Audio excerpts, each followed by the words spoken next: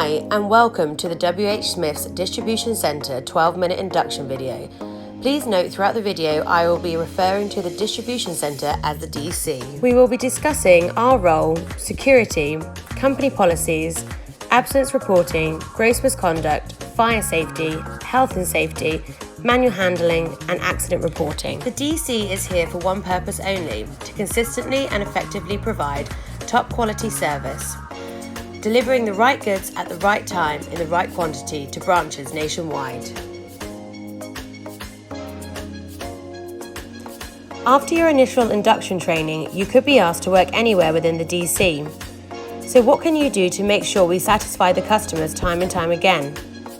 Accurate picking, packing and quality control is essential, making sure everything leaves on time and in perfect condition. This will ultimately maximise sales and delight the customer, generating more business for WHSmith in general.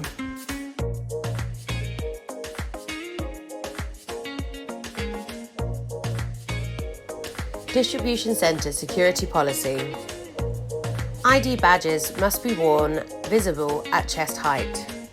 We advise that you do not bring valuables into work, however lockers can be supplied by security and therefore all personal items should be stored inside.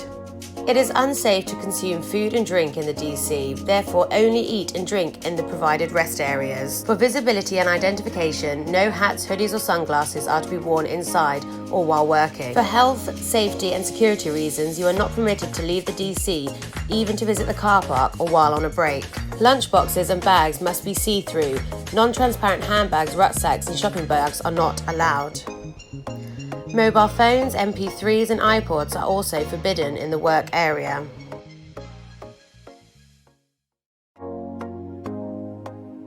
Please be sure to take off your outdoor attire or headwear before entering and remember to place personal items in your locker. If you wish to leave before your scheduled time, you must always seek permission from your supervisor. We reserve the right to stop and search all employees, including lockers, at any time. You have the right to refuse or request a private search.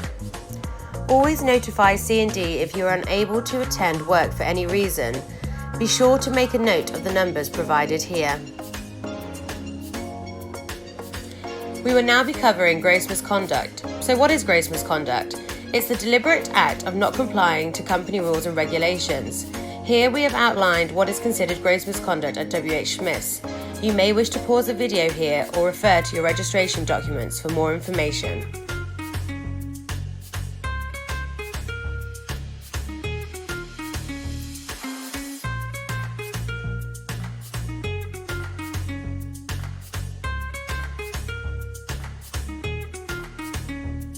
Fire safety.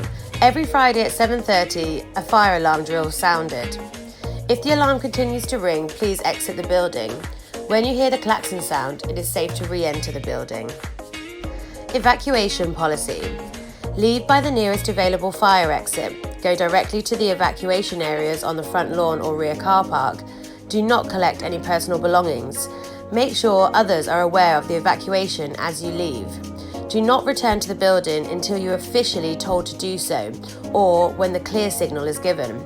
Obey only the instructions given by the fire marshal, who will be wearing a yellow fire marshal high-vis vest. Please take note of the fire assembly points pictured here.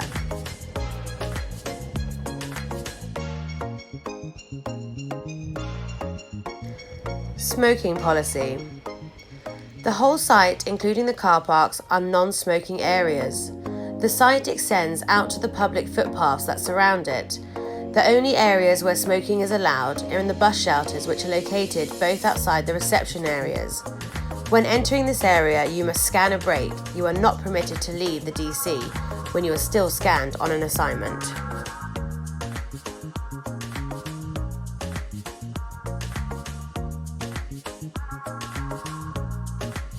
Health and safety. Who is responsible for health and safety? We all are. Every member of the staff has a legal duty to take care of themselves and others who may be affected by what they do or don't do whilst at work. Let's now take a look at the signage around the DC. Firstly, this sign shows that high-vis vests and safety shoes must be worn on site. You can get a high-vis vest from a C&D team member, however safety shoes are not provided. This sign directs you to the fire assembly point. This sign means no access to unauthorized persons. Here is a warning or a reminder saying you must lift correctly, using safe manual handling techniques. This is a warning to pedestrians forklift trucks are operating in this area. Lastly, this sign shows a warning to forklift drivers that pedestrians are in the area. Let's now take a look at the radio frequency scanner gun you'll be using daily. It's important you never look directly into the beams. It can cause harm similar to sunlight. Only point the beams at the scanning target, not other employees. Unauthorized knives are forbidden. A suitable knife will be given to you by your supervisor if necessary. Do not bring your own on site. It is important that you're aware of on-site vehicles. Trucks are electric, battery operated, and sometimes difficult to hear as the motors are very quiet. Be aware forklift trucks can be unpredictable and the driver will be concentrating on what they are doing. A forklift weighs 30 to 130 times more than the average human and can cause serious injury or damage. Therefore, do not use forklift gangways. These are marked as red. Pedestrian gangways are marked as green. Do not take shortcuts across the forklift gangways. Where possible, stay as far away from the forklift trucks for safety reasons. Remember to stop, look and listen when coming around blind corners or out of a rest area. If you must work or walk in an area where a forklift truck is operating, make sure the forklift driver is aware that you are near them.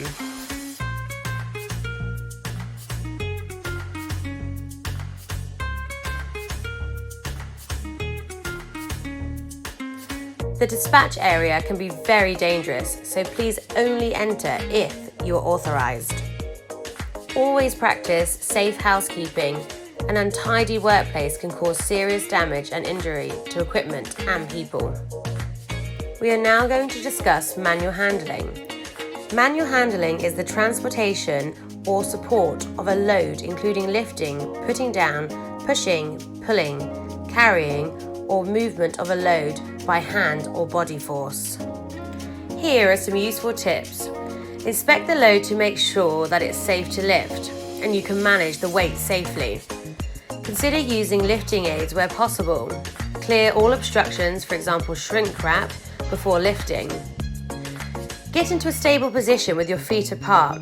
Keep your back in a natural position. Bend your knees to utilize your strong leg muscles. Get a secure grip of the load and hold the load close to your waist. Put the load down if you need to adjust it. Let's go through it step by step. Firstly, stop and think. Plan your lift. Use lifting aids if possible. Can someone help you lift the item? Place your feet apart, assuring you are balanced. Point your feet in the direction you intend to go. When lifting from a low level, bend knees, but do not overflex. Keep your back straight, lean slightly over the load if necessary to get a good grip. Keep shoulders level and facing in the same direction as your hips.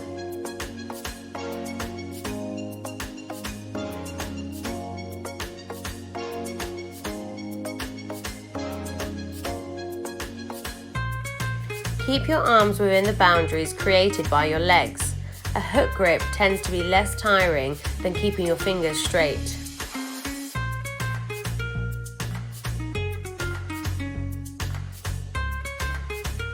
These pictures demonstrate good handling techniques. Notice how it's slightly different whether you're male or female. Now let's look at some further tips on keeping you safe at work. Avoid standing on pallets. Cut all shrink wrap off of pallets. Ask for help when lifting heavy loads. We advise lifting with 2 people where possible. Check your trolley before using it. A WT truck should not be driven in a pedestrian area. Make sure loads are secure when moving with a WT or forklift truck. All MHE drivers must use their horn to alert others of their presence. When moving loads with a pump truck, always take care. When picking up pallets, always pick level. If you are unable to get to the stock on the pallet, then move the pallet. Trolleys should be pushed and not pulled wherever possible. Trolleys must not be overloaded. Wear gloves when moving pallets or shrink wrapping. Things to remember when using a pallet truck: never use them if they're damaged or faulty. Be aware of your surroundings. Avoid taking corners too fast or when vision is blocked. Never operate on an incline or park on an incline. Do not use them as scooters, and when parked, keep forks fully lowered. Having an accident at work can cause possible death or major injury, long-term injuries, your life outside of work, and possible restrictions to your social life, as well as loss of money and potential earnings. It is important that you are always careful. However, if you do have an accident, make sure you report it. All accidents and near misses are to be reported either to the first aider or the supervisor. If you need first aid treatment, ask the first aider, who will be wearing a red, high visibility vest. Be sure to fill in the accident report form. If you have an accident, this can be found in the DC Administration Office. Anyone can enter details of an accident onto the form. Once complete, give the form to your manager or supervisor. If you have concerns about not being able to work safely or have any near-miss incidents, tell your supervisor or manager immediately. This concludes our induction video. Thank you for listening. We hope you enjoy working for C&D at WHSmith's Distribution Centre.